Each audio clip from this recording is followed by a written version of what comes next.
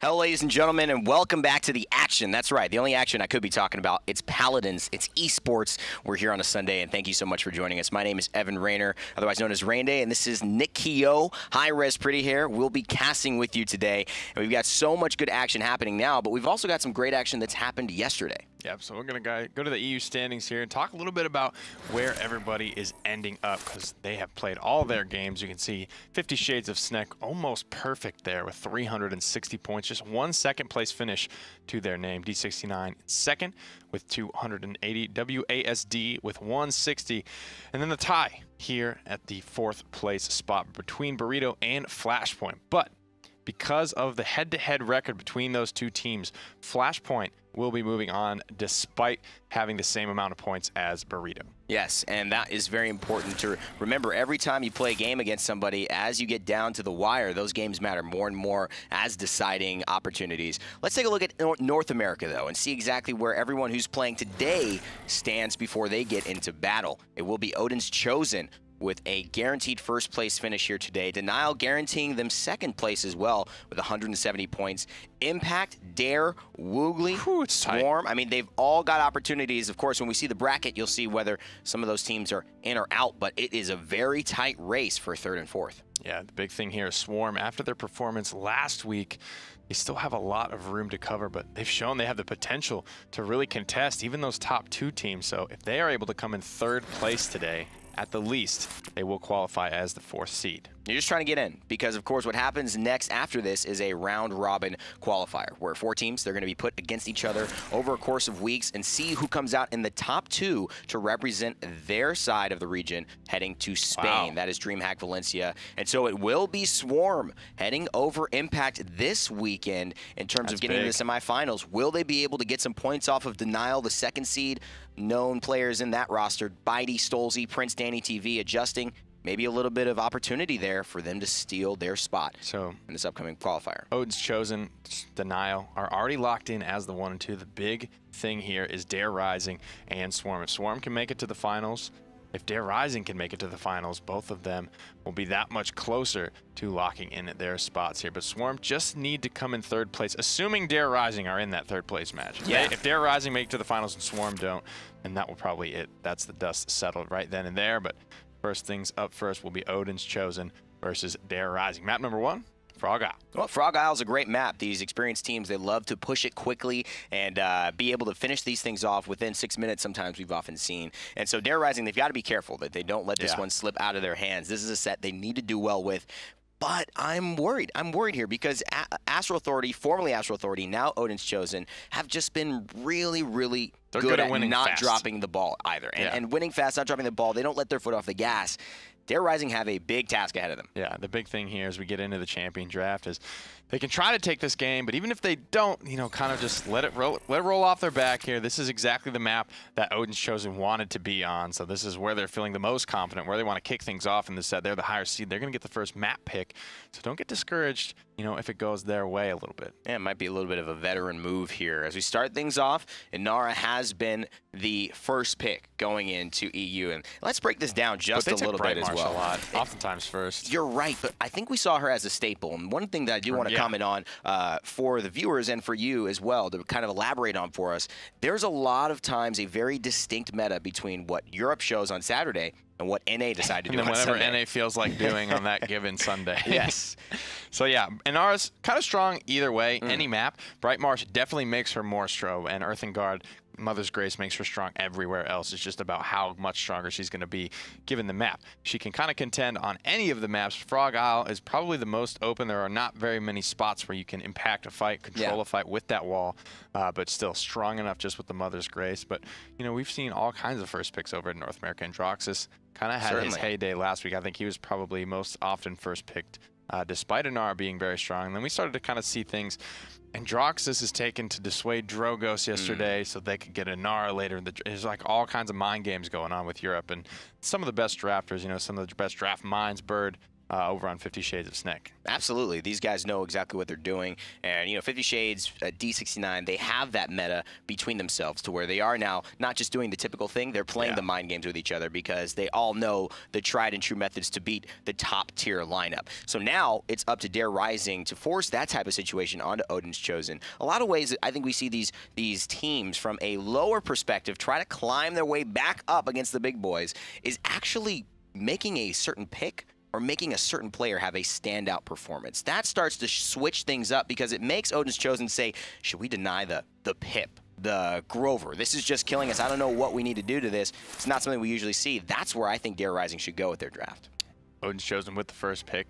How highly prioritized is Ruckus going to be this weekend? Because after what Bitey did with it in the previous weekend in ESL, probably looking a little bit more attractive to all these other North American teams. This new play style starting to kind of come into prioritization. First pick, though, we are hearing is going to be Drogoz, despite it not showing up there on Odin's Chosen. So Dare Rising going to respond with the Androxus Ceres. First pick Drogoz, though, it leaves you pretty wide open to be countered. And that is very interesting, too. I mean, Odin's Chosen, they're always ones to experiment and just throw a little bit of extra spice, you know, in a lemon custard. It's like, a cayenne doesn't go in that, but they make it work. It tastes great at the end of the day when they serve it, and they've been doing things that have thrown the pick order off tremendously. A lot of people expecting an Inara, a Ruckus, but look, it's a Drogoz coming out here, and in fact, we're going to go straight into game to get the action started. Thank you so much for being a part of the broadcast.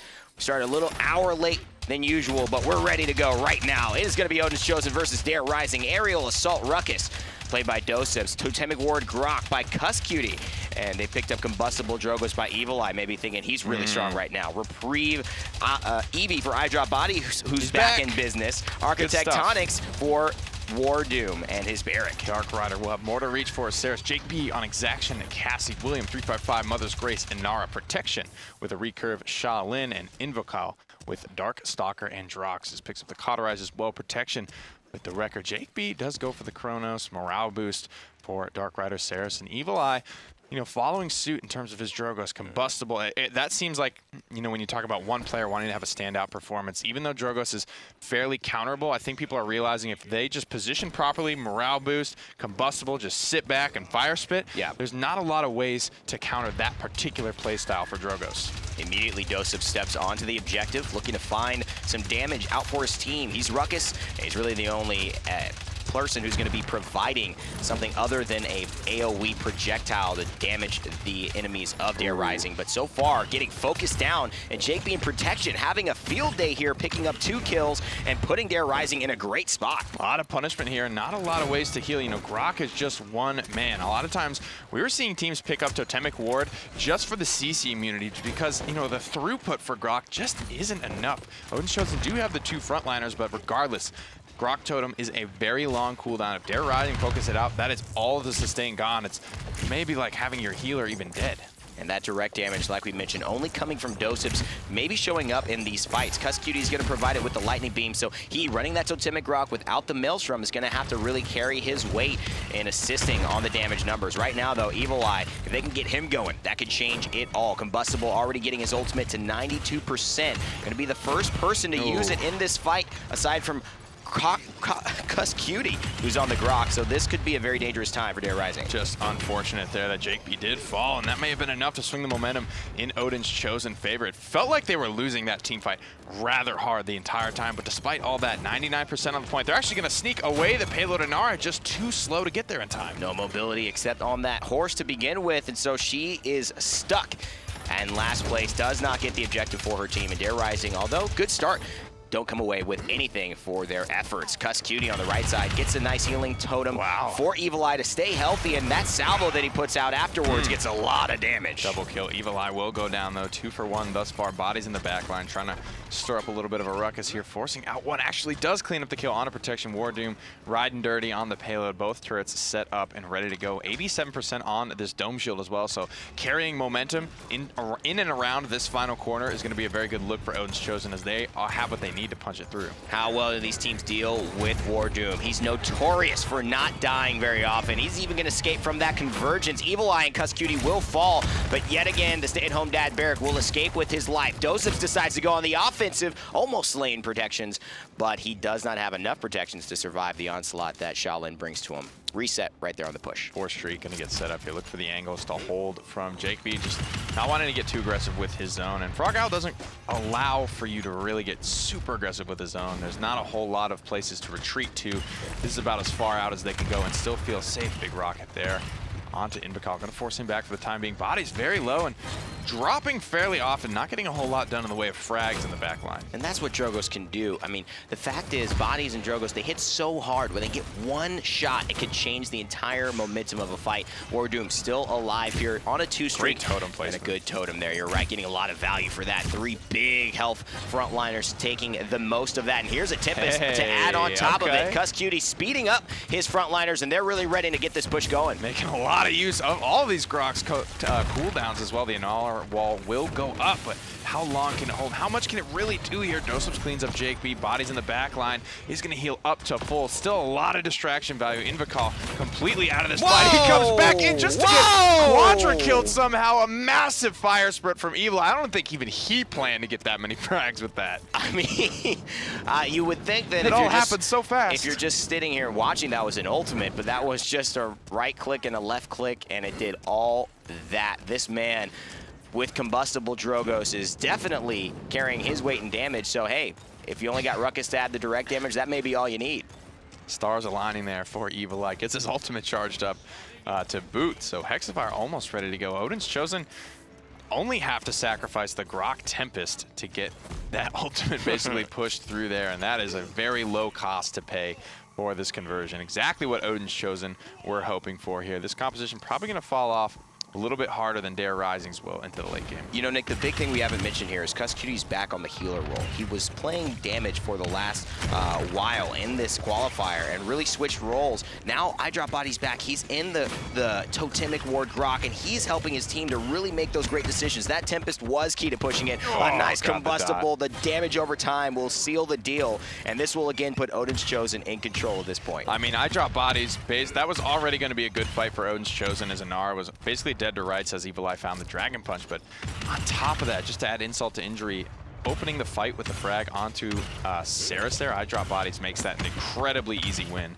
for Odin's Chosen. Evulli, one of the best Drogoses in the business. Invocal had one of the better performances we saw a little bit a while ago while we were watching him first get a Penta and a Quadra kill in the same game on Bright March, but now just seems lost and cannot find his way. The entire team of Dare Rising not able to stall any momentum from Odin's Chosen. It's 3-0, and it's only 6 minutes. More great totem placement allows Kusqt to kind of bruise on the front line here. Doesn't have the Maelstrom legendary, so he's going to be hard-pressed to land any more shock pulses. This is just to heal his team up. There's not a whole lot of offensive value in Grok ultimate, and solo convergence onto Bodies will find the kill, but was it worth it? Granara knocked off with the combustible Drogoz. The Get Wrecked spray from Kusqt sends the message, and Evulli will add on top of that. They just cannot shut down this dragon in the sky.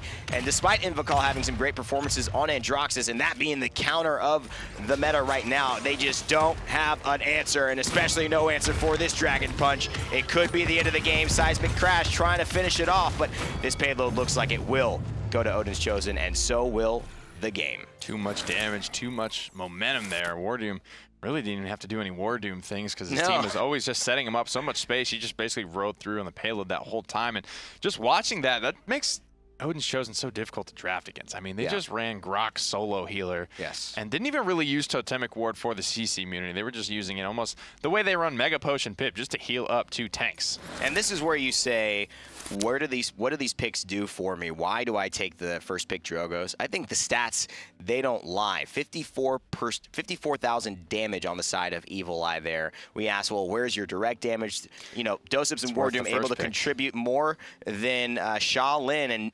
nearly JAKEB on Cassie as tanks. So they felt very comfortable that Drogoz was the key to this victory.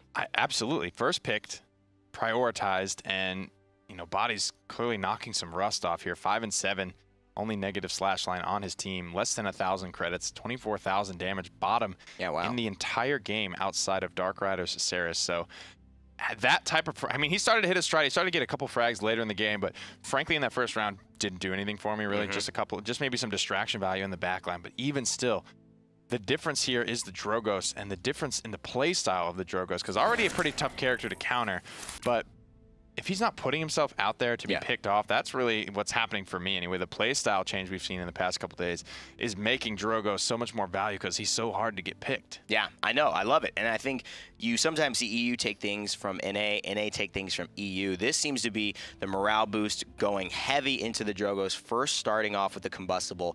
I mean, this has been meta if I've ever heard the word, and it's been working extremely well for every team that's tried to utilize it thus far. Map number 2 coming up right now, and it's going to be Jaguar Falls, where they'll be taking their talents. And this is another map that we see very similar in the second map kind of rotation. You usually see a Bright Marsh, a Jaguar, Frog Isle, Jaguar. Yeah, guaranteed somewhere in the first 3. Yeah. And again, tankiness is almost the key here a lot of times, but Drogos on the field has kind of been taking that role out. Yeah. He's the main counter to that, and people are just trying to figure out where they want. What are they prioritizing? Are they going to try and get this tankiness, or are they going to try to take the Drogos into turret? Can we take Androxus and deter Drogos far enough? It's like, personally, playing against Odin's Chosen, I don't know if taking away from them is going to work for you. I think you got to focus on what do we want?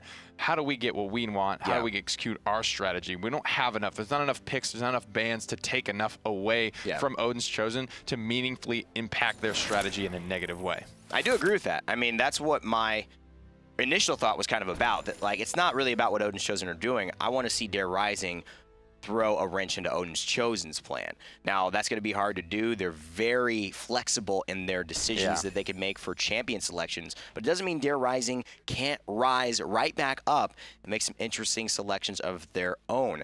The Ceres Androxus seem to be prioritized. It will be the Inara Androxus here on Jaguar Falls. So keeping things pretty much the same, and it's not like Dare Rising had a bad comp last time. It's not as if Androxus still isn't the best answer to get to the Drogos in the backline. It's just the way the play styles are right now. It's making it much harder. Now, the first switch up coming through here, Ceres for Odin's Chosen. Cassie still likely for JAKEB over on Dare Rising and Ruckus. So a couple little key switch ups here. I wonder if we will see protection on Dare Rising on a Buck. He loves that champion, and he's been very well known in the community for that champion. Making his adjustment here into the pro scene. They need Maldamba. It's important that they now get a healer, so I'm really interested to see how he transitions away from those kind of mainstay champions you really know a player by. Yeah, so he'll probably be on Ruckus this time, I would imagine. Tyra Shaolin taken for Odin's Chosen. This will be interesting to see. So maybe we'll have, I mean, I know normally it's doesupz on the Tyra. Doesupz or Kusqt. It's got to be one of them two. Shaolin has got to go to either Evulli or maybe doesupz as well. It's not a whole lot of variety there. Will be doesupz, in fact, and Bodies will be on the Shaolin today with a recurve combustible for Evulli's Drogos. Kusqt is still sticking to the Ceres Architectonics for WarDoom's Barrack, and it is end up being a mercy kill for the time being, but I know doesupz can kind of go either way on that. Recurve for Bodies Shaolin, combustible for Evulli's Drogos, and Mortal Reach for Kusqt's Ceres, rounding things out. Architectonics for WarDoom's Barrack. For Dare Rising, it will be Ripened Gourd for DarkRider on the Maldamba. William taking Mother's Grace and Nara. JAKEB running Exaction Cassie for the second game in a row. Protection now on the Ruckus. Aerial Assault for him. And Darkstalker Androxus for Invocal. Both of these teams have shown that they've done a great job. And surprisingly enough, Bulldozer, it is taken, but it's not taken against Inara. It's taken by Inara to deal with those turrets of WarDooms that seem to be working so well for him thus far. I have to see here. And hasn't been a big factor in the last game, but it's not his fault. He just didn't really need to be deleted right out of the gate. JAKEB is taken down. Protection finds doesupz, and Mikal looking for the angle into the back line here, and Bodies will fall. Protection cleaning up doesupz as well. 2 for 1 in favor of Dare Rising. This is scary. If you get a guy like Invocal who has the potential to play so well, and you let him live on a Jaguar Falls without enough, I think, attention, it could put an issue for somebody like iDropBodies who just isn't having the best of days thus far and maybe needs a little bit more time to warm up. But doesupz and iDropBodies answer the call that has been ringing aloud on this map, and they get a couple kills of their own. Evulli putting out a ton of damage, sitting at 93% on his ultimate, already getting that topped off in charge. Just shows you how much work he is finding in every single one of these team fights. So Nara likely to be dead to rights. Ruckus needs to watch his back as well as they rotate back into this point, which is has already been captured north of 75% by Odin's Chosen. But JAKEB follows up, takes down Evulli, and gets the dragon out of the sky. She also locks down WarDoom with a wall that will force him to not retreat, but fight instead. WarDoom still alive somehow, tries to get healed up by Kusqt, but it is too little, too late. And William will select that opportunity to go ahead and finish off the front liner. One here, doesupz tries to get it in there, tries to get down and dirty in the point, but just can't hang out that much longer. And it's actually going to go to DarkRider here. Scout popped by JAKEB as well to spot all the reinforcements coming in. Great stuff, great bouncing back, great resilience from DarkRider. This is what we talked about we needed to see from them. Game one's probably going to be tough because Frog Isle is a very heavily favored map due to the momentum-based swings that we know Odin's Chosen can find and abuse, but they got to be able to come back, and looks like they've done just that. You know, looking at a guy who hasn't had the best of performances, iDropBodies has definitely answered the call thus far, taking Invocal down once more and allowing him to have his team just have a man advantage as this push continues for DarkRider, looking to get themselves even in this set. They are 1-0 behind, but now 1 up in this game on Jaguar Falls. 1 minute and 40 seconds left for them to push this payload. JAKEB getting frisky with Tyra up there, but gonna get stunned out. Seismic Crash does come through. Not a lot of follow-up coming through. Invocal, though, finds the angle there with his accursed arm for a triple kill on Odin's Chosen. Can't stop this man. Can't take your eyes off him because he will hurt you. Invocal taken down yet again by iDropBodies, so a great showing for him. Maybe a bright light and a bit of darkness for Odin's Chosen on this map. William hasn't gone down in a while, and JAKEB also finds himself on a 6 streak, 100% ready for the ult. Coming back into this fight. They've got plenty of time, though, Nick. And after, you know, not the great performance he had last time, Bodies, frankly, for me, saving that round, finding a key pickup onto Invocal, as well as putting enough damage into the rest of the tanks that were trying to push that one in just to deter them. 50 seconds, though, and not a lot of room to give for Odin's Chosen. WarDoom sitting on a comfortable 5 streak, setting up the turrets in case anyone wants to walk through or mount through on this path. It's going to dismount them with the shots of Architectonics being hit scan, and so that's going to allow him to further delay this push. But it is inevitable. They will be close to get it. They've got to find a pick. Both teams looking for an answer here. On the left-hand side, the combustible will hit yet again. No one knocked off, but knocked down will be JAKEB, the Cassie, out of this fight. Another fire spit comes through. Invocal able to break line of sight with it, though, and stay alive for the time being. But frags continuing to go the way of Odin's Chosen. 15 seconds remain here. Protection goes down as well. That's probably going to be it for this round. I don't think they're going to have just the stopping power to be able to push through, especially not 3v5. So much damage Evulli is bringing to this fight. If we do have a chance to see the damage charts, I would not be surprised if he was far and ahead of all of his teammates. But look, he's very close, keeping up with doesupz and Shaolin quite well. So a little bit of a surprise in how not as much damage I thought he was doing, but still very effective, important, decisive damage. That needs to happen, though. After game one, how much damage Evulli did kind of on his own, it's clear that he's going to be the biggest target for DarkRider to be taken down, especially drafting a character like Androxus. They've got Ruckus as well, who was, you know, not afraid to get in Evulli's face. JAKEB as well, putting in some key damage, top damage right now for DarkRider. So that means doesupz and Bodies have to step up. Bodies in particular, having a good fight this game in particular, but not, I don't think, at the top of the hit list for DarkRider after the performance in game number 1. Kusqt on his transition back into support for this weekend seems to be going well so far. He takes the left-hand corridor this time around, as that's where they lost a crucial member of their team in this early team fight last time.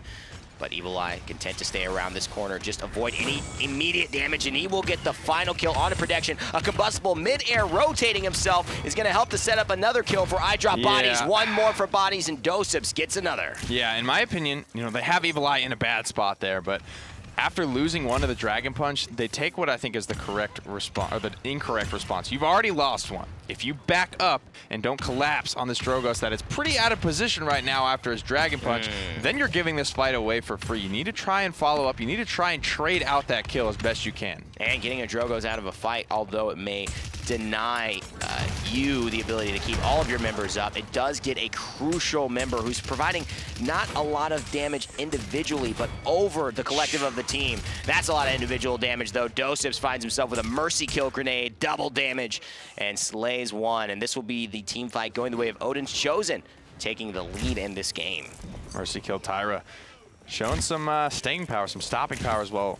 such a good answer for Inara and Ruckus. Percentage-based damage on the point, coupled with that convergence pulling everyone back in after they've just tried to escape is a great look, as well as not the worst matchup against Androxus based on how doesupz is positioning. Almost the same philosophy as the Drogoz. doesupz isn't really putting himself in a bad spot ever, so Invocal has to come to him, probably fight in a small room where the mobility isn't going to count for much, and Mercycool is so much burst damage in a 1v1. Tyra can duel just about anybody with that. And yet again, all this focus onto the Drogoz means that there's a 15 streak for Bodies, doesupz, and WarDoom. Not what you want to see when you're facing the top team in North America. doesupz on the left-hand side has his Mercy Kill grenade ready to roll. And he's also got Crossfire. Doesn't miss a shot. Up in the air, takes down Invocal. One more Evulli helps to slay protection. Mercy Kill still ready. Misses JAKEB on the backside, but they have absolutely swung the fight in their favor. JAKEB should fall soon. Staying alive is a specialty of his, but not this time around. 3-1 goes the push for Odin's Chosen. Bodies with a really nice team fight there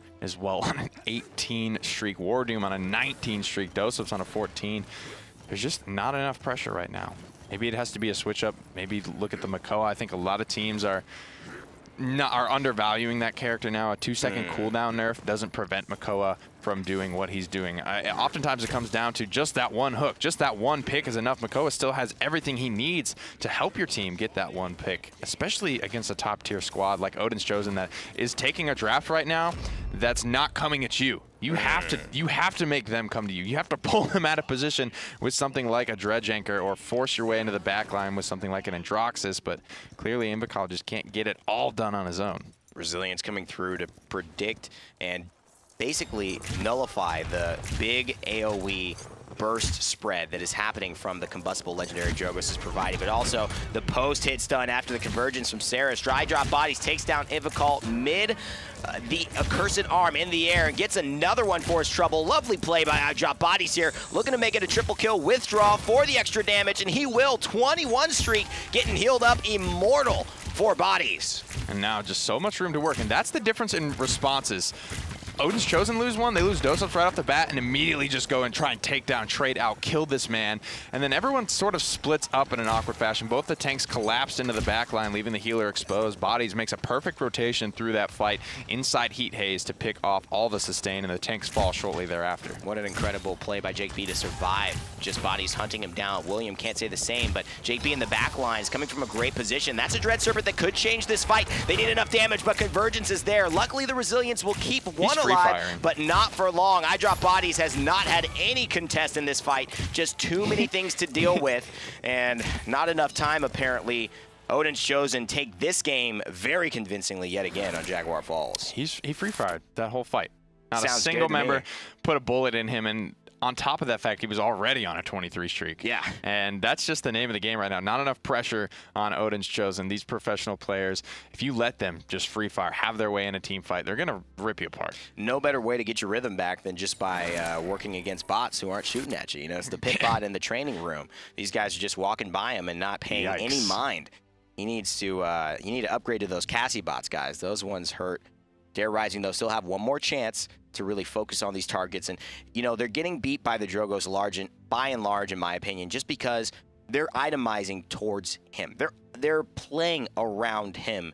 Because that combustible is so effective right now on these maps, by not having that pick, they're just forcing themselves to either let Drogoz free fire or let Shaolin free fire. And I think they did choose the lesser of two evils. Yeah. Not taking Bomb King either is a big that's another problem one for them. You're right. A lot of pressure. Bomb King can do okay against Drogoz, especially on a map like Jaguar Falls, where Drogoz doesn't have a lot of free room to fly around in the skybox. Oftentimes, you know, we're talking about that's the dream, right? Where he Dragon Punches one of your tanks, but then he's just kind of a sitting duck in that little dark room, and Bomb King will just slaughter you. They need to do something. They need to make up some sort of switch up, because right now, Dare Rising, they're taking picks like the Tyra, like the Shaolin, and they're just free-firing on these massive streaks. They only took one tank. WarDoom only died once. Yeah. Just because they're not losing enough team fights. That's WarDoom right there. He does everything you want, and then he tries to just be a little sneaky as well. So the enemy team never notices that he's on those huge streaks. Heading into the champion draft, though, Dare Rising, they will be able to take the Drogoz this time around, meaning they may have a chance to turn this in their favor. Do or die. Chosen chance to respond here, as well as get bodies maybe on Androxus. They take the Inara in the face of the Drogoz, complementing with something here. Bodies on a rhythm right now, showing that just maybe a bad game, knocking some rust off. He's definitely fully back in my mind. I think you let him have his character. Yeah, you let him have his character. He feels good on it, and now you see iDropBodies selected a great pick in this meta. Torvald, very surprising to see. North America, again, switching things up ever constantly outside of what Europe is doing. And so that could be a solo frontliner they're going for. But he also pairs well with a little bit of Ruckus. He pairs well with a little bit of Saris, maybe. Haven't seen this combination very often. Yeah, I don't know what exactly they're going for. I mean, Torvald and Saris could be a good look just to keep that Drogo safe. I mean, we saw that happen with Random Noob TV versus Denial. Stolzy on his iDropBodies, one of the best in the world, but just couldn't find the kill, not only because Random Noob was on point and two-shotting Stolzy, but was also being pocketed, healed up as well. Very difficult to bring down. Going to a Victor as well for their hit scan option. And this is just kind of JAKEB's champion pool, right? You know exactly when one of his characters gets locked in, it's like, well, that's what he's playing. Victor and Cassie, maybe Shaolin every once in a while, but for the most part, he's kind of that two-trick guy. Yeah, and he, you know, despite having this kind of consistency in playstyle here, Odin's Chosen willing to mix it up yet again. They don't have the Saris this time around. They've already played the Maldamba. Let's go with a Pip. How about that? Mega Potion Pip could be coming through to heal up these big bodies. This works so well because Inara and Ruckus have such huge health pools. They really benefit from that burst healing. And this could be something that works well for them yet again if they don't shut it down. Mortal Reach will be the selection here for DarkRider. Last chance for Dare Rising to turn this series around. Field study for Williams Torvald. JAKEB taking Gunnery. Worm Jets for protections. Drogos like the switch up there if he sticks with it. Architectonics for Invocal's Barrack. Exaction Cassie for doesupz on the side of Odin's Chosen. iDropBodies with Darkstalker on the Androxus. Evulli, Aerial Assault, Ruckus here. Mega Potion Pit for Kusqt, something they made as their staple at the Masters LAN. And WarDoom will be running a Mother's Grace in Nara.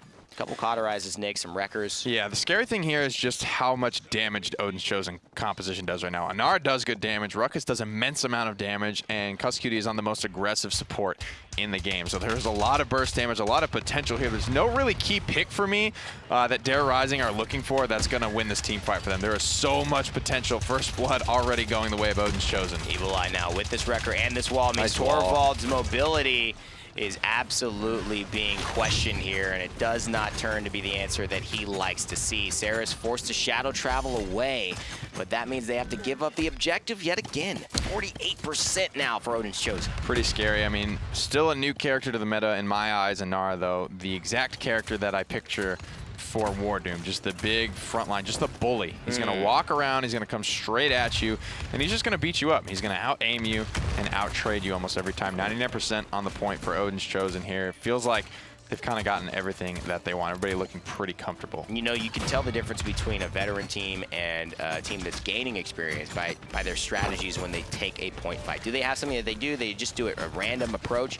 I love the way they sent the Ruckus to the point. They sent Inara into the right room, and they allowed her to be the leader. WarDoom just went and took everyone's attention and put Odin's Chosen in a great spot. They had the objective capture, I think aggressiveness, and then they also had the ability to collapse when needed. Kusqt here on the Mad Scientist Pip, ready to frag on the top balcony. Pip, another good answer to Inara, quite frankly, with the evil mojo, and not a lot of teams are really comfortable with Pip. I mean, it might be Simsolo and EU is the only one I think that consistently runs it, but Odin's Chosen, excuse me, as a squad, ooh, that disengaged. I knew he was going for it. Looks like, did he? Oh, he might have been able to get back The reason on. It doesn't show on the kill feed is because it doesn't actually do any damage to Torvald's health. Oh, wow. So it did take him down. Torvald goes off thanks to a great disengage by doesupz. Cassie just using all of her skills as a huntress. Shadow travel here, going to keep DarkRider immune and invisible for now, but he will go down the second he shows his face. This is doesupz and the boys of Odin's Chosen running riot on the side of Dare Rising. And the wall actually was given the window there for the payload to scoot its way through because it cancels out the line of sight contest that William did have on it. So getting smacked 2 fights in a row there. William a little bit out of position twice in a row. WarDoom with a gorgeous wall as well on a 6 streak. doesupz on a 6 streak going for the rejuvenate here. Just looking to exploit that Mega Potion Pip, and Odin's Chosen one of the few teams that can make this work. Their communication so fluid, as well as they just know how to work well with it. Evulli and WarDoom knowing when it's time to get healing, they need to look to get together as opposed to just yelling at Kusqt to heal them. They're going to be having to yell to get some points on this objective, Dare Rising, speaking of, because they have none so far, and they are staring defeat and a opportunity to just get knocked out in the semifinals of this last week if they don't pull something together here. Really good wall. Seismic crash as well. Triple stun there by WarDoom. Are they going to follow up on it? doesupz gets one. iDropBodies gets another. William, though, trades his life with WarDoom, and iDropBodies and doesupz still alive to clean up the mess. They killed everyone. That's the problem. That's what we were talking about. Both tanks went down, but frankly, the triple stun may have been what won that team fight, because while we didn't see any frags immediately after it, we have doesupz chipping away at all those big health pools the entire time, and then really quickly 3 more kills come through after WarDoom does lose his life. So many options for Odin's Chosen to win this team fight. Cassie can do it, and doxupz can do it. Frankly, the Ruckus and the Inara can both do it as well, with Kusqt keeping them both very healthy. Protection here on the Drogos, getting hunted down by the Godslayer. He might try to use a combustible here, fire spit, excuse me, try and walk him down. He's got the worm jets to try and run away, but he can't run away from the Godslayer. iDropBodies on a 9 streak, sprays to let you know he's feeling confident. And now 2 minutes and 20 seconds left. It is 3-0. Odin's Chosen staring at victory and a spot in the finals in the face. He's looking really, really strong on both Shaolin and doxupz now. Turning things around after game number 1. Torvald up on the high ground, trying to find something. Streak might be shut down here if he's not careful, just trying to stay safe for the time being, using all those dashes just to stay out of anyone's line of sight. Body's going to stay alive and escape with his life. You can't just keep trying to chase him, loot, and give your position up. That's the benefit of Androxus with Darkstalker. He'll force you to either let him go or run away and leave your entire base undefended. Barrage gets nothing as well. Mega Potion just going to clean up all the damage done by both of those. JAKEB in a rough spot. Trying to go pedal to the metal here, but it's not going to be enough. 3 for 1 already in favor of Odin's Chosen. doesupz is healthy. Headed to the backline. Hyper Beam is going to clean up 1. Let's hope it's enough. He takes the healer out of the fight, and now a combustible is going to add some damage. But protection, if it goes like it did before, will get taken down. And Odin's Chosen 3-0 Dare Rising to send them home and put themselves in the finals. So great answer there to the Drogos. Unable to get quite as much done. Wasn't able to take the combustible, I think, was the difference. He went for the worm jet style of just kind of evading a lot of the flankers. Didn't end up working out. Part of running combustible has to be you need to trust your team to keep you protected in the backline. Still got the most amount of damage done. William only hitting 5K, so not having a lot of free time. There were 3 wreckers on Odin's Chosen to blast him to pieces, as well as some nicely placed walls from WarDoom, cutting him off from any support from his squad, and just cleanly executed by Odin's Chosen. Torvald, and you talk about all these champion selections just never having the type of impact that Dare Rising wanted them to, and that will cause them to have a last week showing that was probably less than what they wanted. Not what they expected here, maybe trying to upset the Giants, but it's very different. It's very rare we have the David and Goliath setting in real life, and the David does win. These guys have been on top of their game. They are, by and large, the best performing team consistently in North America, and they're not dropping anything here. And so the big thing here is that means Dare Rising are going to go to that 3rd place match. So Swarm still have a chance. Their set against Denial will be coming up soon. Well, can't wait to see that one. We'll take a look at more Paladins esports coming up right after this break.